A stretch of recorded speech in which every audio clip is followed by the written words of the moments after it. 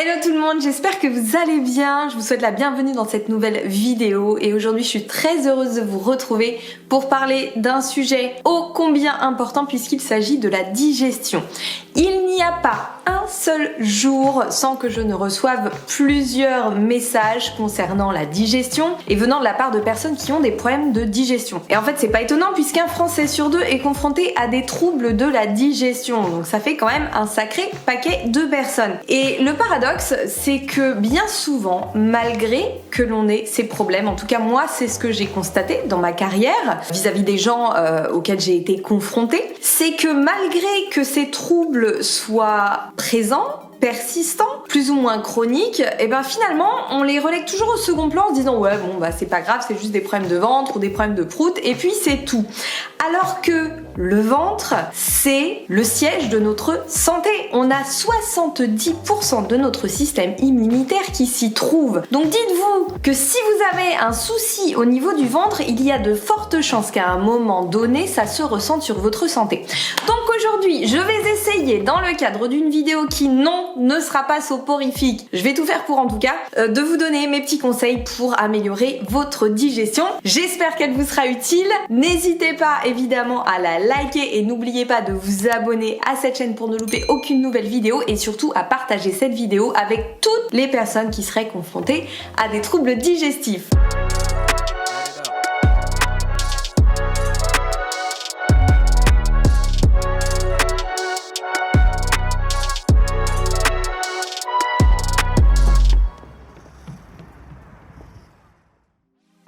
Alors première chose extrêmement importante pour s'assurer une bonne digestion et une bonne santé, on prend soin de son microbiote.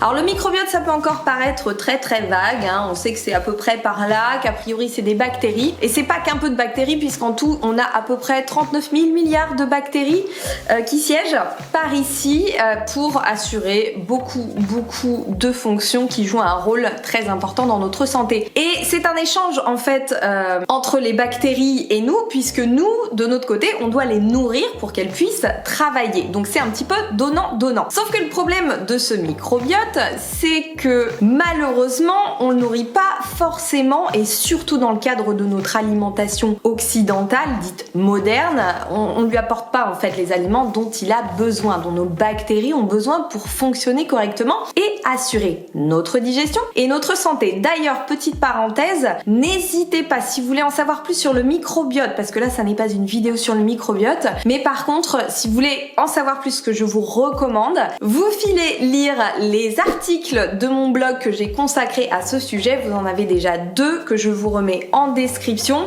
Je les ai conçus de la manière la plus claire et compréhensible possible pour qu'ils vous soient utile. Donc filez les lire et vous saurez plus précisément de quoi il s'agit et comment prendre soin de votre microbiote. Mais en gros, clairement, beaucoup de facteurs et notamment notre alimentation viennent déséquilibrer le microbiote. C'est-à-dire que certains types de bactéries qui sont essentielles à notre santé, à notre bon fonctionnement digestif vont tout bonnement disparaître, notamment à cause de certains aliments que l'on va consommer. Et alors là, il n'y a pas de secret, hein, tout ce qui est aliments ultra transformés, raffinés, les graisses saturées, les édulcorants artificiels, enfin bref, à peu près tout ce que contient la nourriture industrielle que l'on consomme beaucoup trop, bah elle, malheureusement, déjà, elle ne nourrit pas nos bactéries et en plus, elles viennent complètement les dépeupler. Le problème, c'est que si ces bonnes bactéries viennent à disparaître ou en tout cas à diminuer très fortement au sein de nos intestins, des bactéries dites opportunistes, qui elles sont pas cool du tout, vont pouvoir se développer parce qu'en gros, en face, il y aura plus de petits soldats pour protéger. Et le problème, c'est que ces bactéries opportunistes, elles peuvent donner lieu à énormément de dérèglements digestifs. Donc c'est ce qu'on appelle la dysbiose, que l'on retrouve dans beaucoup de pathologies intestinales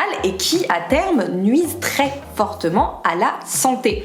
Donc encore une fois, il y a les troubles digestifs qui sont pas agréables et il y a tout ce que ça reflète de beaucoup plus grave au niveau de la santé qu'il faut donc prendre en compte très sérieusement. Donc l'équilibre du microbiote indispensable, c'est évidemment le point numéro 1 et encore une fois, pour aller voir un petit peu plus loin, n'hésitez pas à lire les articles que j'ai consacrés à ce sujet sur mon blog. Alors justement, au-delà de ce que l'on mange, il y a d'autres choses évidemment qui vont avoir un impact sur l'équilibre de notre flore bactérienne, donc de notre microbiote, et ces éléments sont directement liés à nos modes de vie et malheureusement beaucoup trop répandus. Il s'agit du stress et du manque de sommeil. Alors il faut savoir que le ventre et le cerveau sont en communication permanente bidirectionnelle, donc ça va vraiment dans les deux sens. Ce qui se passe ici se répercute là et ce qui se passe là se répercute là. Donc fatalement, quand on est soumis à du stress chronique, à un manque de sommeil, donc que l'on ne dort pas suffisamment, ce qui est malheureusement très fréquent dans notre société moderne, et bien fatalement ça va se répercuter sur l'équilibre du microbiote et malheureusement ça risque d'être facteur de dysbiose, encore une fois, donc de déséquilibre de la flore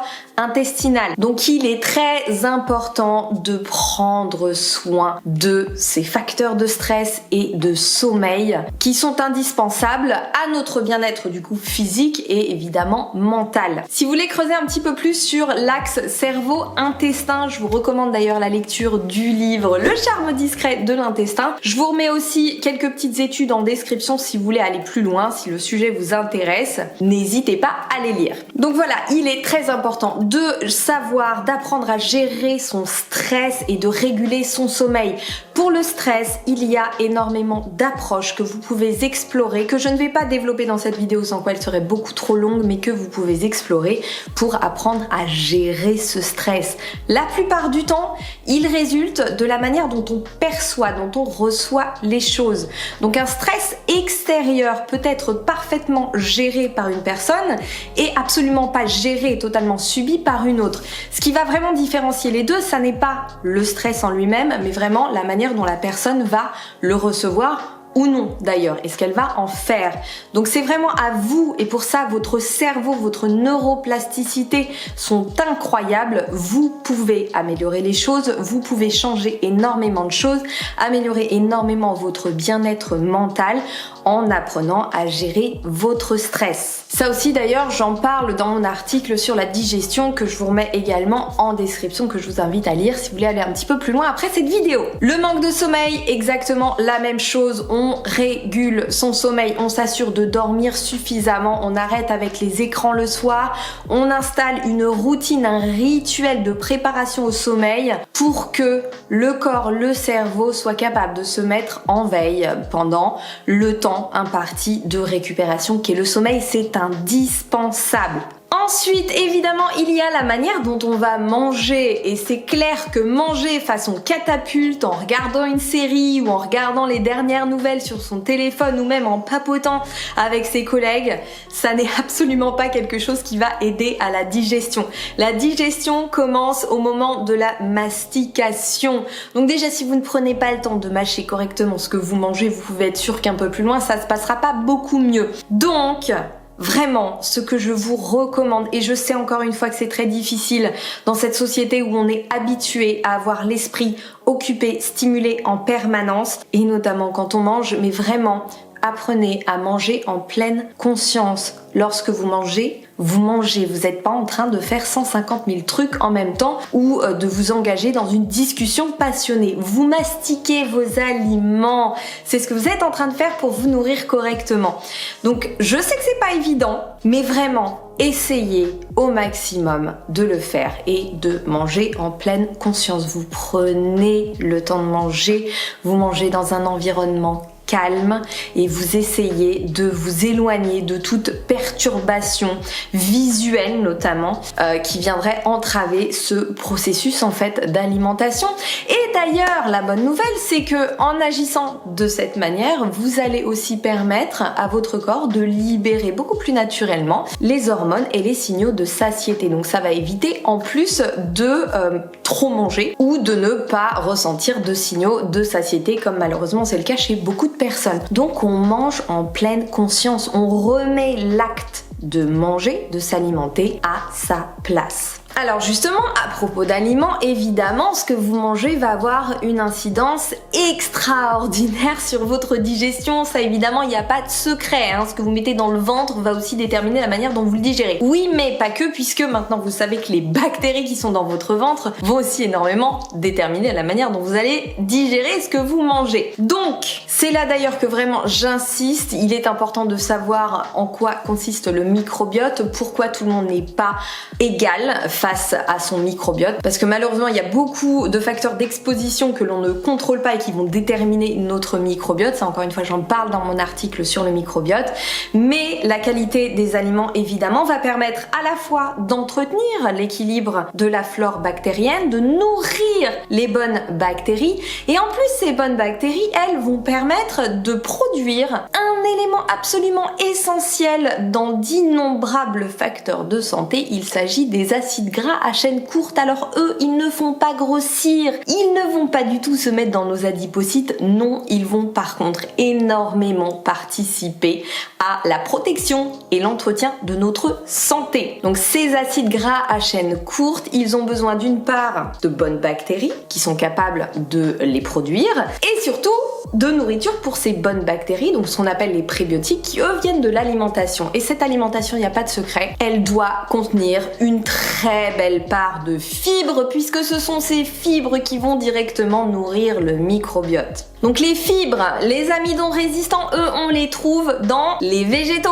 évidemment. Alors c'est là que justement, il y a peut-être une petite phase de transition dont je parle de manière plus approfondie dans mon autre vidéo sur la digestion que je remets par ici, parce qu'évidemment, si vous n'avez pas les bonnes bactéries pour processer ces fibres au début, vous allez galérer, littéralement, donc il va falloir passer par cette étape de rééquilibrage de la flore bactérienne, de reconstruction d'une bonne flore bactérienne qui se fait vraiment étape par étape. Donc vous nourrissez vos bactéries à l'aide de fibres, donc une alimentation qui contienne suffisamment de fibres, et ces bactéries vont permettre, encore une fois, déjà d'assurer une bonne digestion et surtout d'assurer une bonne santé. Pareil, si vous voulez en savoir plus, notamment sur les acides gras à chaîne courte, je vous recommande la lecture du livre Fiber Fueled du docteur Will Bulsiewicz. Pour l'instant, il n'est qu'en anglais, mais j'ai bon espoir qu'il soit traduit parce que c'est vraiment un livre extraordinaire sur le sujet que tout le monde devrait lire. Je pense même qu'il devrait être enseigné à l'école. Mais si jamais vous ne comprenez pas l'anglais, en attendant, je vous mets aussi une petite étude sur l'action de ces acides gras à chaîne courte sur la santé. Voilà.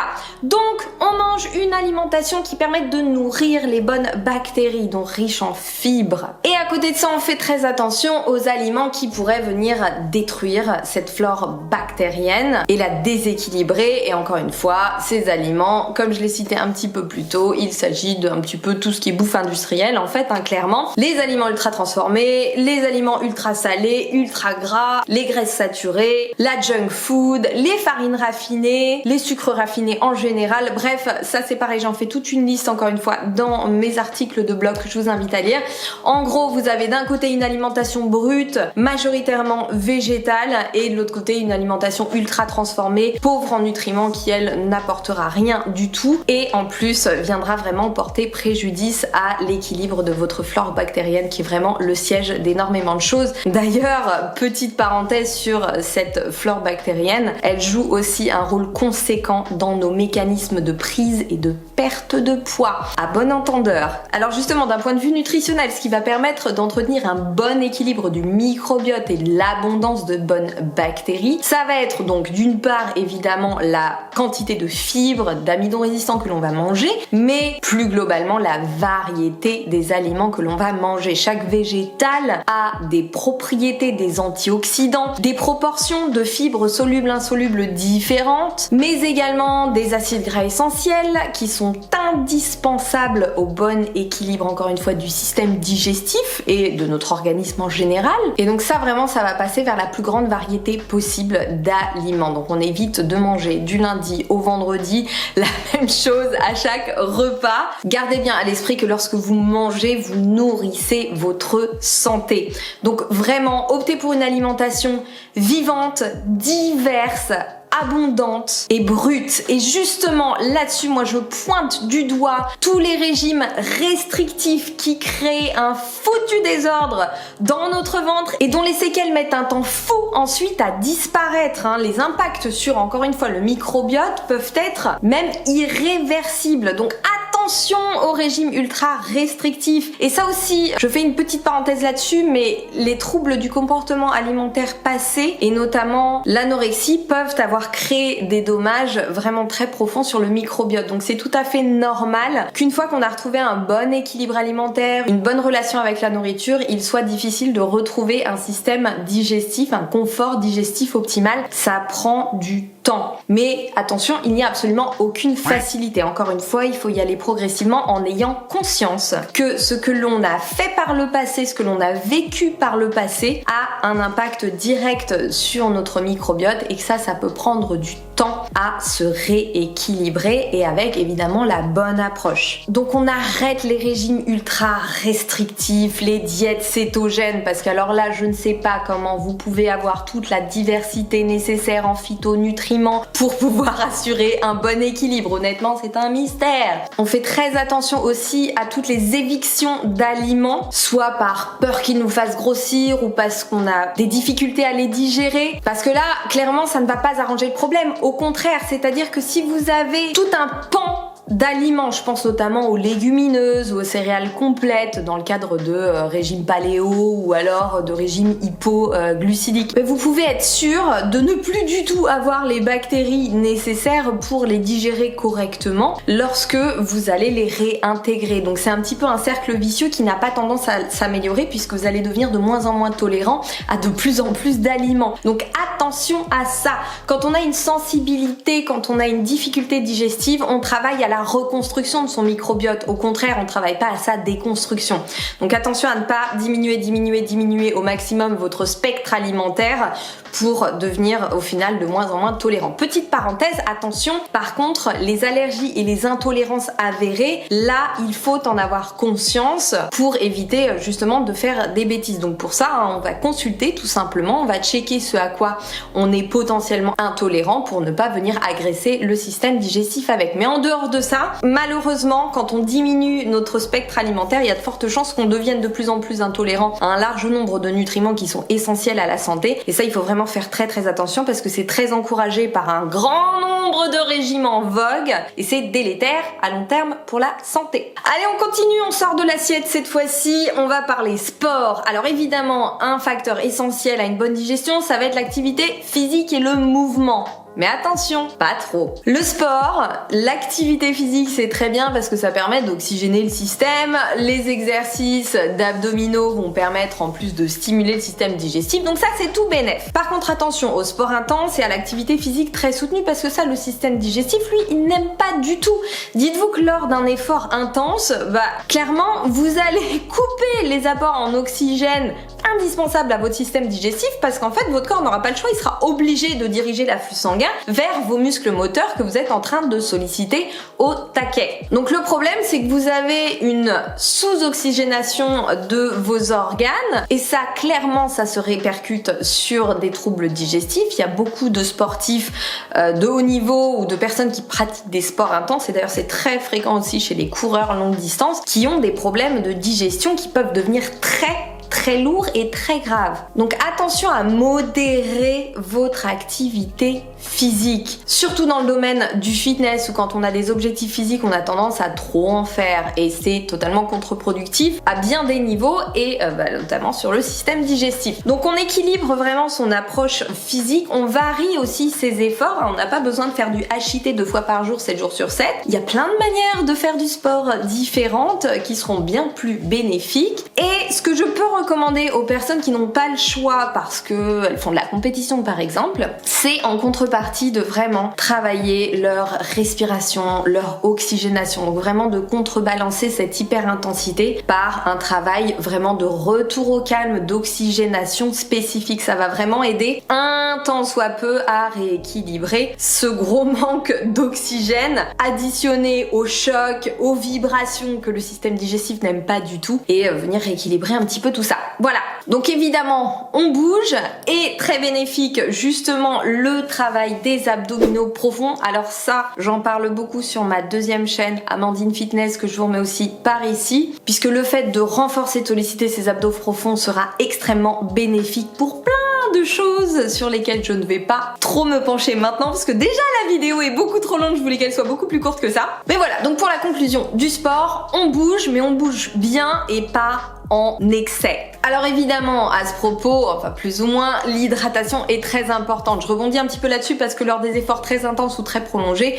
les phénomènes de déshydratation vont également énormément nuire à la digestion. Donc l'hydratation, évidemment, on a besoin de s'hydrater. De toute façon, c'est vital et c'est fou parce que on oublie de boire en fait. Il y a malheureusement énormément de personnes qui sont dans un état de déshydratation permanente. Donc c'est juste hyper néfaste. Le système digestif a besoin d'être hydraté pour bien fonctionner. Et c'est pareil, hein, le transit sans hydratation, il est beaucoup plus lent. Donc on boit suffisamment tout au long de la journée. On évite par contre de se boire une bouteille d'eau avant de manger parce que ça va venir notamment diluer les enzymes digestives. C'est super dur à dire. Donc ce sera pas top pour la digestion du repas.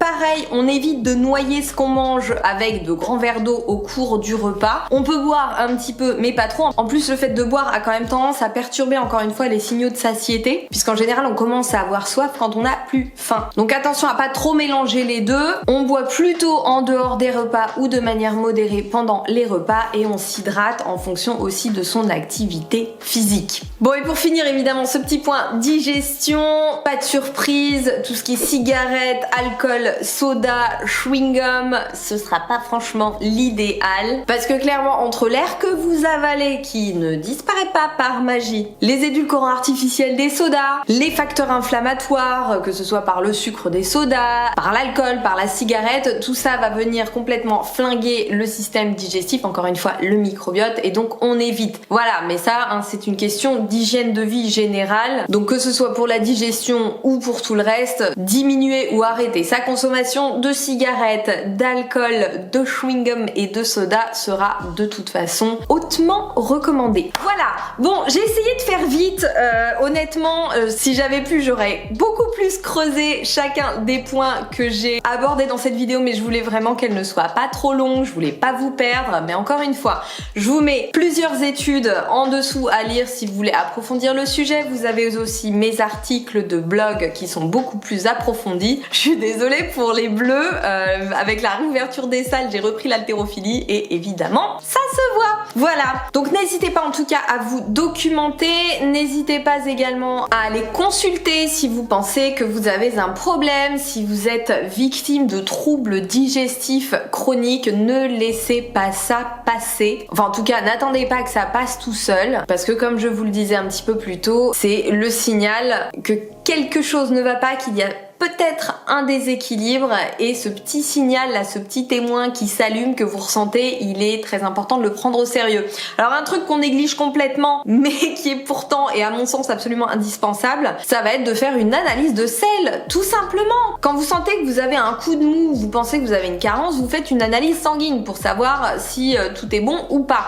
Et bien là c'est exactement la même chose, si vous voulez savoir si tout est ok à ce niveau là ou pas, vous faites une analyse de sel, comme ça vous verrez un petit peu plus clairement ce qui se passe au niveau du microbiote, si vous avez une dysbiose ou non, et vous allez pouvoir partir sur une base beaucoup plus claire au niveau de l'élaboration de votre stratégie, notamment alimentaire, mais aussi, comme je vous l'ai dit, de votre cadre de vie. Bon, dans tous les cas, tout ce que je viens de citer un petit peu plus tôt à appliquer, ça devrait absolument pas faire de mal à votre digestion et à votre bien-être général. Mais encore une fois, si vous avez un doute, vous allez consulter. Il s'agit de votre santé. Et ça d'ailleurs, hein, c'est pas chez le généraliste que ça se passe. On va avoir un gastro-entérologue. Et puis ensuite, au niveau de votre stratégie, n'hésitez pas à consulter un ou une naturopathe qui vous aidera à mettre en place des actions, que ce soit au niveau de votre alimentation, au niveau de votre cadre de vie, qui vont vous aider à retrouver un bon équilibre. Je me dis quand même que si on passait autant de temps à se préoccuper de ce qui se passe à l'intérieur de notre ventre et de comment ça marche, que l'on passe de temps à se préoccuper de notre silhouette et de notre ventre plat,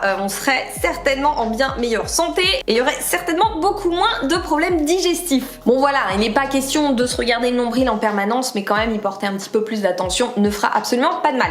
Voilà, n'hésitez pas à me laisser un petit commentaire pour me dire ce que vous en avez pensé ou si vous avez des questions en description. Attention, je précise cela dit que je ne suis pas gastro-entérologue, donc si vous avez des interrogations personnelles quant à votre état de santé, vous allez voir un professionnel de santé. Ça n'est pas une vidéo YouTube qui vous soignera.